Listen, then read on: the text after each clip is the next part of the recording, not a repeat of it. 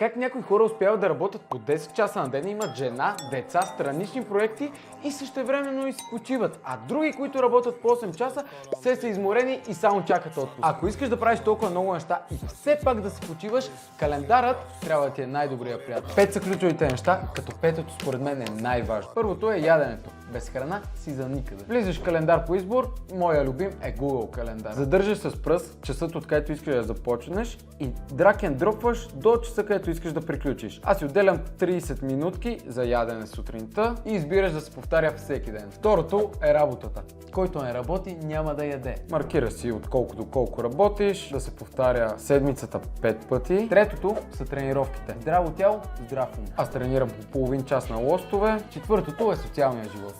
И петото и най-важно нещо, това е твоето нещо. Дали ще правиш бизнес, дали ще ходиш на уроци по пеене, английски, няма значение. Това е нещото, което трябва отвътре да те пали. Хич не е трудно да си подариш живота. Само малко желание се изисква.